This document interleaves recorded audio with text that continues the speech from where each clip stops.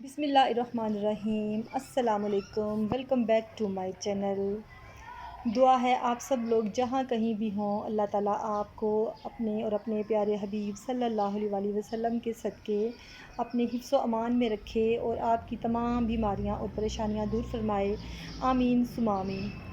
तो व्यूअर्स, ये जो आपको खूबसूरत सा पौधा नज़र आ रहा है, आज की हमारी वीडियो इसी से मुतल्लिक़ है। तो इसको कहते हैं क्लांचू प्लांट। तो आज मैं आपको इसके बारे में बताऊंगी कुछ कि इसकी आपने केयर कैसे करनी है, इसमें मिट्टी कौन सी डालनी है और इसको कब कब आपने पानी देना है और इसको कहाँ रखना है। तो इस पौधे में ये सब बातें बताने से पहले जो इसकी सबसे ख़ास बात है वो मैं आपको बताती हूँ कि ये वाहिद पौधा है जो कि सबसे पहले स्पेस में भेजा गया था 1979 में। तो ये मेरा ख़्याल है इसकी ये बहुत ख़ास बात है कि ये सबसे वो फर्स्ट प्लांट है जो कि स्पेस में साइंसदानों ने तजर्बात में भेजा था। और ये जो आपको नज़र आ रहे हैं इसमें रेड फूल है, लेकिन इसमें सिर्फ रेड फूल ही नहीं होते, इसमें मुख्तलिफ़ रंगों के फूल होते हैं। इसमें आपको वाइट भी मिल जाते हैं, पिंक भी, और इसमें मैजेंडा भी, और इसके अलावा और भी बहुत सारे इसमें फ्लावर्स होते हैं। यानी कि 125 इसकी स्पीशीज़ हैं इस पौधे की ही, जो कि जिनमें मुख्तलिफ़ तरह के फूल होते हैं। और इसके जो पत्ते हैं ना, कभी आप पत्थर चट का आपने प्लांट देखा हो तो थोड़े से उस तरह के भी होते हैं कि इनके भी किनारे ऐसे होते हैं, और ये भी पत्तों से उगाया जा सकता है। और पत्थर चट का जो प्लांट है ना वो भी तकरीबन इसी तरह का होता है, लेकिन इसकी खास बात यह है कि इस पर फूल आते हैं। अच्छा, अब मैं आपको बताऊं इस पौधे के बारे में कि इस पौधे पे आपने, और ये प्लांट इतना खूबसूरत है कि अगर आप इसी में मुख्तलिफ़ रंगों के आप ले आते हैं इसमें पौधे, तो आपके गार्डन की खूबसूरती के लिए ये एक ही पौधा काफ़ी है जो कि आपके गार्डन को बहुत खूबसूरत बना देगा। अब सबसे पहले मैं आपको ये बताती हूँ कि ये विंटर्स का पौधा है कि सर्दियों में इसके ऊपर फूल आते हैं, लेकिन इसकी भी ये सबसे जो मेन एक और ख़ास बात मैं आपको बताती हूँ कि इसके जो फूल हैं ये सिर्फ 2 या 3 दिन के लिए नहीं होते, बल्कि इसके फूल 2 से 3 महीने तक इसी तरह टिके रहते हैं, और इसकी ब्यूटी को आप 2 से 3 महीने तक एंजॉय कर सकते हैं। और मेरा ख़्याल है ये एक बहुत ख़ास बात है, क्योंकि जब फूल लगते हैं तो कुछ दिनों बाद ही मुरझाने शुरू हो जाते हैं, लेकिन इसके फूल इसी तरह खूबसूरत रहते हैं और इसी तरह लगे रहते हैं। और अभी ये मेरे ख़्याल है एंड विंटर्स पे खिले थे, लेकिन आप देख रहे हैं कि अभी तक इसके जो फूल हैं ना वो कुछ डेड हो चुके हैं, लेकिन अभी तक भी कुछ लाइव हैं। और जब इनके फूल ख़त्म हो जाते हैं तो आपको चाहिए कि इनके फूल जो ब्रांचेज़ हैं ना इनकी, यहाँ से आप इनको कटिंग कर दें। जब यूँ गर्मियाँ शुरू होती हैं तो जब इसके फूल अभी तो थोड़े थोड़े हैं, लेकिन जब ये मुकम्मल डेड हो जाएंगे तो इनको यहाँ से आप कटिंग कर दें, तो वो उससे ये पौधा बेहतर तौर पे ग्रो करेगा। बाकी जहाँ तक बात है कि आपने इसको रखना किधर है, तो इसके लिए ये है कि आपने इस चीज़ का ख़्याल रखना है कि सर्दियों में आपने इसको 3-4 घंटे की धूप भी इसके लिए ज़रूरी है। इसमें बाज़ किस्में ऐसी हैं जो कि 7 से 8 घंटे की भी धूप मांगती हैं, लेकिन इसको मेरे ख़्याल है 3 से 4 घंटे की जो धूप है, इनडायरेक्ट धूप, वो इसके लिए काफ़ी है।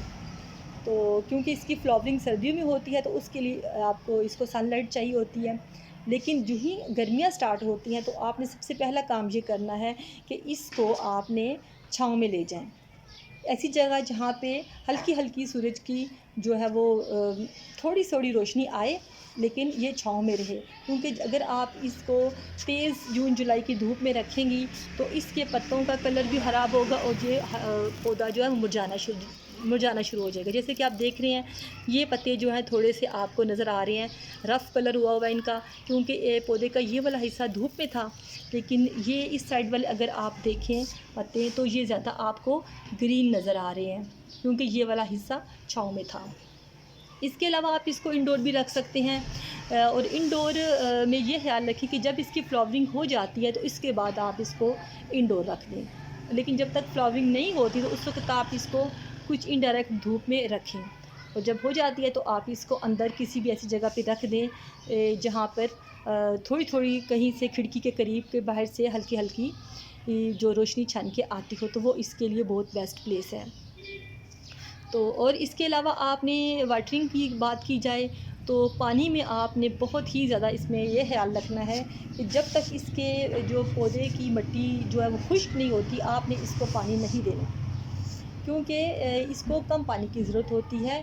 और जो इसके पत्ते हैं इनमें ऑलरेडी मॉइस्चर होता है। ये देखिए ना, अगर अगर आप इसको फ़ील करें तो ये मोटे मोटे थिक होते हैं पत्ते, इनमें ऑलरेडी इतना मॉइस्चर होता है और इन्होंने यानी कि इनमें इतना पानी इन्होंने एब्ज़ॉर्ब किया होता है कि इनको इसको वाटरिंग की इतनी ज़रूरत नहीं होती।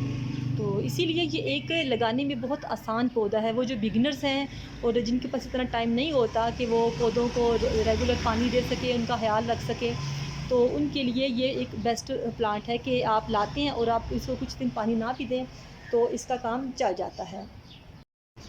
और इसमें पानी देते वक्त आपने इस बात का ख्याल रखना है कि आप इसके पत्तों को गीला ना करें, बल्कि सिर्फ इसकी तह में ही पानी दें।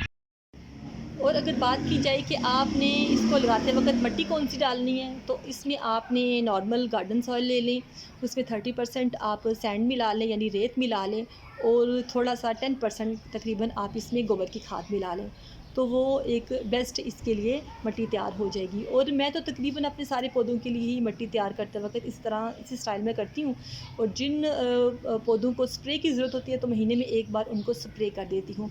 इसमें भी फंगस का हमला काफ़ी जल्दी होता है, तो इसमें आपने इस बात का ख्याल रखना है कि अगर इसकी जड़ों में फंगस लगना शुरू हो जाए, और फंगस आमतौर पर ओवर वाटरिंग से ही नीचे लगता है, तो आप जब भी देखिए कि फ़ंगस लग रहा है तो वो पौधा अपनी जड़ से लूज़ होना शुरू हो जाता है। तो यानी कि नीचे से वो बिल्कुल नरम सा, जैसे आप हाथ लगाएंगी तो वो आपके हाथ में आ जाएगा। तो अगर ये कंडीशन हो तो आप उसको निकालें और उसके रूट से काटने के बाद इसको दोबारा लगा दें। तो बाकी अगर इसकी कटिंग की बात की जाए तो इसके लिए ये है कि आप इसको कटिंग से भी उगा सकते हैं। और मैंने तकरीबन आज से 2 साल पहले छोटी छोटी कटिंग्स लगाई थी, और ये आप देखें 2 सालों में ये काफ़ी सारा फैल गया है और फ्लावरिंग भी दे रहा है। तो व्यूअर्स, मुझे तो ऐसे पौधे बहुत पसंद है जो कटिंग से उगाए जा सकते हैं, कि उनको खरीदना भी नहीं पड़ता। और अगर आप किसी के पास लगा हुआ देखें ये प्लांट, तो आप सिर्फ इसकी एक छोटी ब्रांच या इवन के ये लीफ से भी उगाया जा सकता है। आप इसका एक लीफ लें, और जैसे जब आपको किनारे लीफ के नज़र आ रहे हैं ना, ये जितने भी किनारे हैं ना, इन सब से एक एक नया पौधा बनता है। आप एक लीफ लेके तो उसके मिट्टी में उसको दबा दें, थोड़ी सी मिट्टी उसके ऊपर डाल दें, तो कुछ ही दिनों में आप देखेंगे कि उसमें से नए पौधे बनना शुरू हो जाएंगे। तो इसीलिए इस पौधे को कटिंग से लगाना बहुत ही आसान है। और कोशिश करें कि अपने गार्डन में ऐसे प्लांट्स ज़्यादा लगाया करें जो कि कटिंग से उगाए जा सकते हैं, क्योंकि वो आप एक ही पौधे से बहुत सारे पौधे बना सकते हैं। और इसकी कटिंग लगाने की अगर मौसम की बात की है तो ये जो दिन जा रहे हैं यानी अप्रैल और मई के जो दिन हैं, इसकी कटिंग के लिए बेस्ट डेज़ हैं। इसमें आप जितनी कटिंग्स लगाएंगे तो वो इंशाल्लाह ताला अगली आने वाली सर्दियों तक वो पौधे बड़े पौधे बन जाएंगे।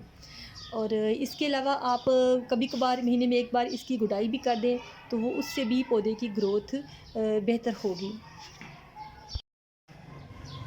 और व्यूअर्स, आपने इसको बारिश से बहुत ज़्यादा बचा के रखना है, क्योंकि जैसे मैंने बताया अगर ओवर वाटरिंग हो जाएगी तो आपके पौधे को फंगस लगना शुरू हो जाएगा। और दूसरा ये कि जब गर्मियाँ स्टार्ट होती हैं तो मैं आपको बता रही थी कि इसके फूल जब डेड हो जाएंगे तो आपने उन फूलों को ऊपर से कटिंग करके काट देना है, ताकि इस पौधे की ग्रोथ बेहतर हो सके। जैसे कि आप ये देख रहे हैं कि जैसे ये वाले फूल अब तकरीबन डेड हो रहे हैं, ये वाला जो बंच है, यानी कि इसमें आप देखें एक टहनी के ऊपर ना बहुत सारे फूल होते हैं। तो इसको ये टहनी अब इसके फूल तकरीबन 2-3 ही ठीक रह गया, बाकी सारे डेड हैं। तो मैं इसको ऐसे करके ना यहाँ से पकड़ के इसको काट देंगे। तो जब आप सारे पौधे की कटिंग कर देंगे तो पौधा बेहतर तरीके से ग्रो कर सकेगा। इसके अलावा मैं अभी आपको बताऊंगी कि इसकी छोटी छोटी जो ब्रांचेज़ हैं वो लेके आप नए जो बर्तन हैं उसमें कैसे लगाते हैं, क्योंकि जब भी जो पौधे कटिंग से लगाए जा सकते हैं ना, तो जब भी उनका मौसम आए तो आप ज़रूर उनकी कटिंग्स लगाया करें। तो इससे आप पौधों अपने गार्डन के पौधों में इजाफा कर सकते हैं। और इसमें जो आपको डेड लीव नज़र आ रहे हैं ना, ये ज़रूर साथ साथ काट देने चाहिए। किसी भी पौधे में आप जब जो भी डेड लीव्स होते हैं ना, तो आप उनको उतार दिया करें, क्योंकि एक तो उससे पौधे की जो ब्यूटी है वो भी ख़राब होती है, और साथ में उस पौधे के लिए ना वो अच्छे भी नहीं, उसकी ग्रोथ में वो रुकावट बनते हैं। जैसे ये एक डेड लीव है तो इसको मैं उतार दूँगी अब। इस तरह जो डेड लीव्स है ना पौधे के, वो आप ज़रूर उतार दिया करें। इसके अलावा जो पौधे के अंदर जो जड़ी बूटियाँ छोटी छोटी उभरी होती हैं, उनको भी आप निकाल दिया करें, तो उससे पौधा तरोताज़ा रहता है। ये वाला पत्ता भी डेड था। तो अभी मैं इसकी छोटी छोटी कटिंग निकालूंगी, तो वो मैं आपको मिट्टी में लगा के दिखाऊंगी कि आप इसको कैसे एक और बर्तन में लगा सकते हैं। जैसे ये जैसे इतनी इतनी 2-2 इंच की कटिंग आपने लेनी है और वो आप दूसरे पार्ट में लगाएंगे, तो उससे इंशाल्लाह एक नया पौधा बन जाएगा। इसके अलावा तो ये देखिए, मैंने इसकी छोटी छोटी सी कटिंग्स काट ली हैं। देखिए छोटी छोटी सी मैंने कटिंग काटी हैं। नीचे से आप जो लीव्स है वो नीचे से उतार दें, ऐसे इतने इतने लीव्स उतार दें, और तकरीबन 1 इंच जो है वो आप इसको मिट्टी में दबा के लगा दें। जैसे ये मैंने एक गमले में मिट्टी तैयार की है, तो इसमें मैंने गार्डन सॉइल है और साथ में मैंने रेत मिलाई है, और थोड़ी सी हल्दी भी मिला लें अगर आप इसमें। तो हल्दी चूँकि एंटीसेप्टिक होती है, तो वो प्लांट को फंगस से बचाती है। और ये मुझे बताना आपको याद नहीं रहा कि इसको आपने जब भी लगाना है ना, बहुत बड़े बर्तन में नहीं लगाना, बहुत बड़ा प्लांटर इसके लिए नहीं चाहिए। तकरीबन इससे 10 से 12 इंच का जो प्लांटर है ना, वो बेस्ट रहता है। तो अगर आप इसको बड़े प्लांटर में लगाएंगे तो उसमें भी ये ग्रो तो कर जाएगा, लेकिन इसके लिए उसकी नीड जो है ना, वो सिर्फ 10 से 12 इंच वाला ही प्लांटर उसकी नीड है। तो ये मेरे पास एक छोटा सा प्लांटर था। जितने छोटे प्लांट में लगाएंगे तो वो फूलों से भरा हुआ ज़्यादा प्यारा लगेगा।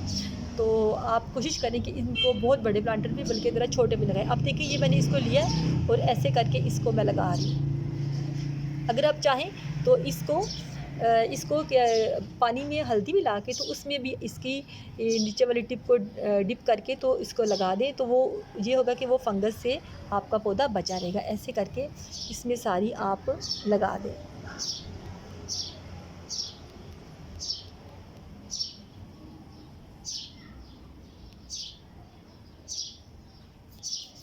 इस तरह करके आप इसको लगा दें। इसी तरह मैंने ये एक लीफ भी लिया इसका, और लीफ को भी मैं ऐसे दरमियान में रख के तो ऊपर थोड़ी सी इसके मिट्टी डालूँगी और इसको इसके अंदर दबा दूँगी। तो इसकी कटिंग आप एक मत लगाएं, ज़्यादा कटिंग लगाएं, ताकि अगर उसमें से कोई वेस्ट भी हो जाए तो कुछ ना कुछ तो उसमें से निकल आए। तो कोशिश करें इसकी ज़्यादा कटिंग्स लगाएं, ज़्यादा छोटे छोटे गमले ले लें और उसमें इस प्लांट की कटिंग्स लगा लें। तो व्यूअर्स, आपको काफ़ी मेरे हाल मालूमात मिली होंगी इस प्लांट के बारे में।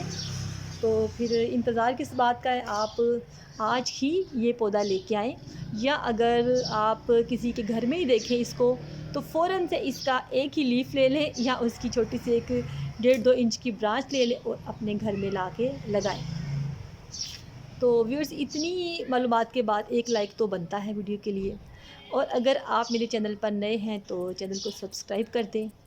अपना और अपनी फैमिली का बहुत ख्याल रखिएगा। इंशाल्लाह ताला नेक्स्ट फिर किसी बहुत ही अच्छी सी वीडियो के साथ दोबारा आऊँगी। उस वक्त तक के लिए अल्लाह हाफिज़।